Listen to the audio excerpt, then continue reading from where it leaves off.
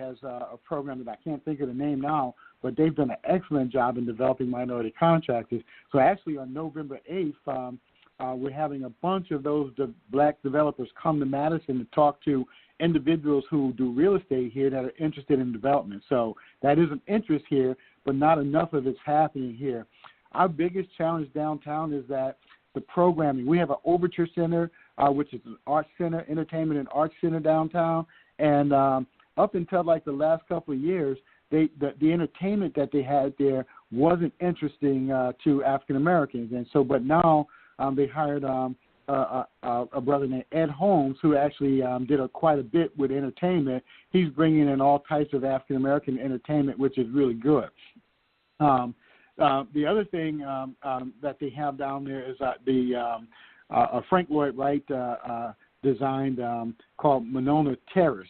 And Frank Lloyd Wright designed this on the lakefront like many years ago, and maybe about like the last maybe 15 or 20 years, they finally completed his design, and that has that's a venue where a lot of folks, even African Americans and Latinos, will have their big events at 400, 500, person events. Like our event that we had last Friday, it was a 600-person event, there. So, but the downtown has like things that I love because I can enjoy things, whether black people are there or not. But I like to be around my black folks.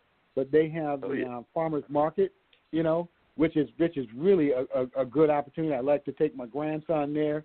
On Saturday mornings they got fresh fruit, and then they have different meat and pastries and things like that. And it's a walk around the Capitol, and that has been it's actually the biggest farmers market in the nation, But it has kind of like a Portland feel. Where families are there, and it's just a nice thing.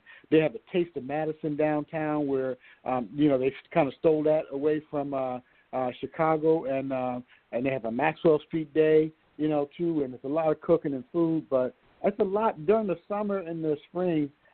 Madison is just a great place to be, for most people. Yeah, I'm going to have to come out there and check out what Madison's all about. And I know what it's like having somebody that brings in entertainment to our community, because we actually have a gentleman here by the name of Suleiman Mayusi. But his family is actually the same folks that run the Shane Park Amphitheater over there in Detroit. So he's actually one of our major promoters in terms of bringing in most of the hit R&B shows that come to the DPAC and even some of the other venues around here. And he's actually a North Carolina Central University graduate, same school that my younger brother went to. So he's definitely been a great plus having him involved. And I'm glad to see that things are going well in terms of the economic development and things of that nature. I don't know if you've been following some of the local things that are going on, because we've actually been even in the news politically with some of the things that have happened. Like I said, definitely the Moral Mondays that Reverend Barber was doing, and now he's started thinking about bringing back the Poor People's Campaign. So I don't know if he's going to be reaching out to various urban leagues, but I imagine he will be.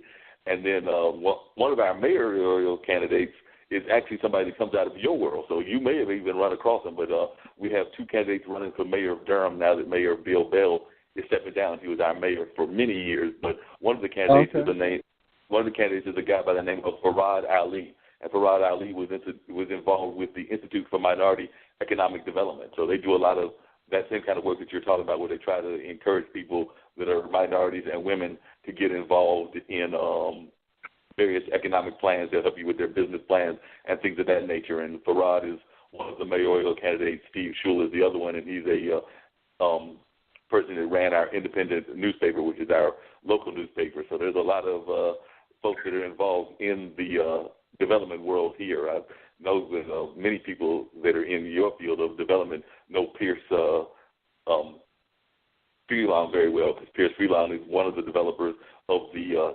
historical African American Museum that's there in the D.C. area. Yeah, no, that's great. I don't. That name isn't familiar to me, but I listen sometimes to what's going on there. I know you guys got a lot of progressive, politics, going on there, and a lot of activism, which I'm really proud of. Yeah. Oh, yeah. One of our guys, Teddy McDaniels, is over the Charlotte Urban League. He's a new guy. He's been there probably like about 2 months. Okay, and actually one of our events just went down to Charlotte, so I'm sure they did not reach out to him.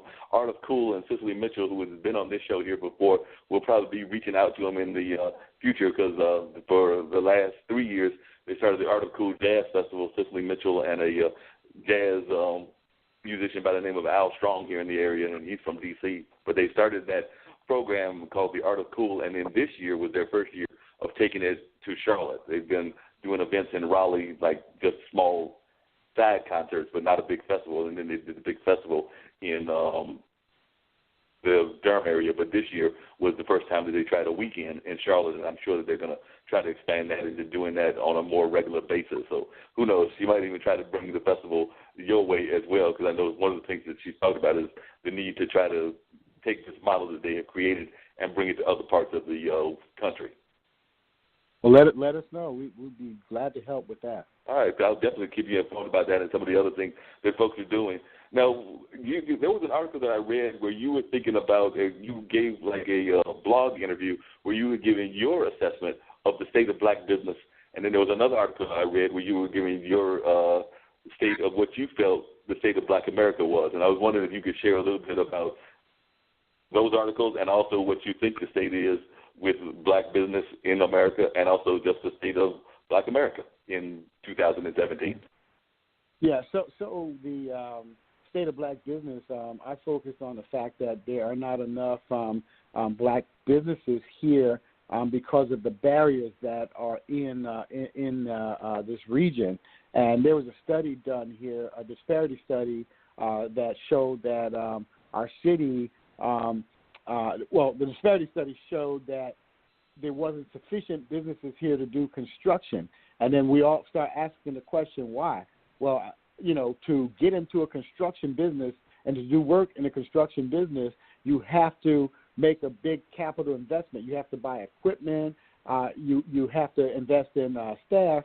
And why would you do that if you don't believe that you're going to get construction work from the city or from private companies? And so, we've had a long conversation with our local governments to say that you have to do better in making sure that you're opening up the door of opportunity so that African American companies can do work. Here locally, there is a young man named Greg Sinclair who's in charge of this thing called 100 State, and in that 100 State is a business incubator where it's a shared collaborative space where minority-owned businesses get a chance to get out of Starbucks and maybe pick up a cheap office or cubicle over at this 100 State.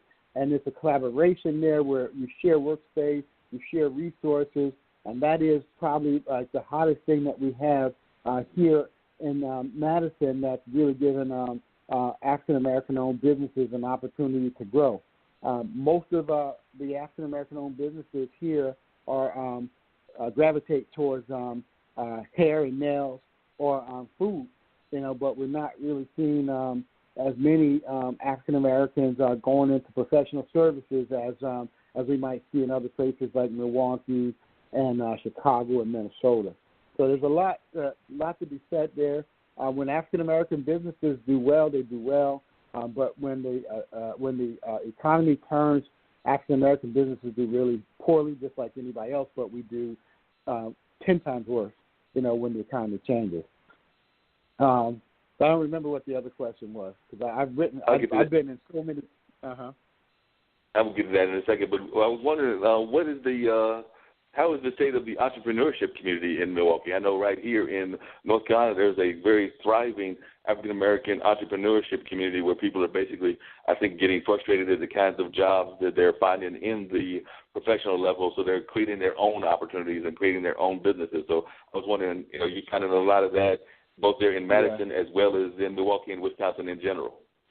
Yeah, so what we're finding now is that we looked at data, and now I'm talking about Milwaukee, not Madison. We looked at data in Milwaukee, and this is what my company's work, and we found that there is this new thing called the gig economy, and businesses with one person is growing much faster than businesses with 10 or 11 people, and what you see is people are driving Uber, and taking that on as additional work, or they're doing renting themselves out as an accountant, and all these other things that you didn't see a while back. But now this rising gig economy where, when you look at the research, they're saying that 40% of the U.S. will be this type of gig economy where people are working for themselves. But black people are doing that now. They're cutting lawns. They're hustling, doing all the things that they need to do. The only problem with having this entrepreneurship and gig economy is that these companies are not scaling up and hiring additional people. People are just taking on this new gig so that they have extra money. It's supplementing their current job because they're not getting enough in their current job, or there's no industry because the manufacturing industry died, in Milwaukee for the large part, so that there's no jobs, so they have to create jobs for themselves. But in creating jobs for themselves, that's all they're doing. They're not creating a lot of other jobs for others and really having that multiplier effect on the economy that you usually have when you create a company, that you can hire somebody else and then start buying supplies and things from other smaller companies. So the gig economy is on the rise, but it's not having the economic impact that traditional entrepreneurship would have.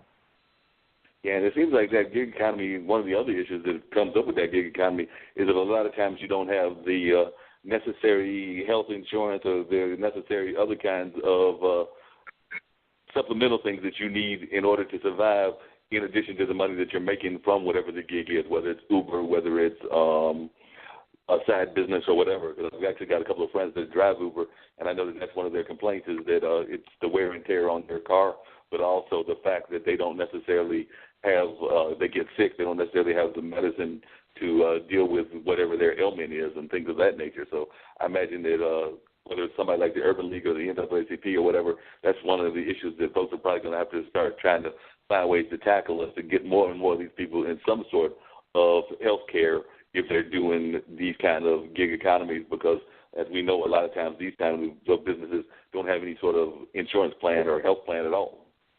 That's right. That's a good observation. Yeah, because I've noticed that just from watching people and seeing them run those gigs. And the other question that I asked you earlier was just in general, because I know one of the second articles I read was one where you were giving kind of your assessment, and I know it's just one person, and you were doing it from the Wisconsin and Madison kind of point of view, but it was kind of your assessment of how things are in the state of Black America. I believe the article was printed earlier this year, or it might have been last year, but you were just kind of giving your assessment. I know a lot of times different organizations will give their own state of Black America, and it looked like that was one of the articles that you had printed. So I was just wondering what some of the issues that you were finding in your community were, and even on the national level, and how the Urban League, both on your level and on the national level, are tackling these issues. Yeah. So on the local level, one of the things that is a big challenge for us here is that Madison has a 2% vacancy rate. So it's difficult for not just poor people to find housing, but young people who are not making a lot of money to find housing. And so there's a lot of homelessness here, and then we have a lot of brain drain where we train people and then they go to somewhere else because they can't afford to live here because housing is so high, and then it's not enough. But that's turning around. I don't know if it's turning around in terms of having more affordable housing. More housing is coming because of condominium development. There's a lot of condo development that's going on. But the state of Black America in general, Madison has faced its disparities in law enforcement, where we had a young man that was killed by the police here, Tony Robinson, African-American young man, and the community rallied, and we have an African-American district attorney here who found the cops, innocent, and the community, at least the African-American community, was disheartened, and protested. But at the end of the day, it was peaceful protesting, but vigorous protesting, and we got some work to do and making sure that policing and of our communities go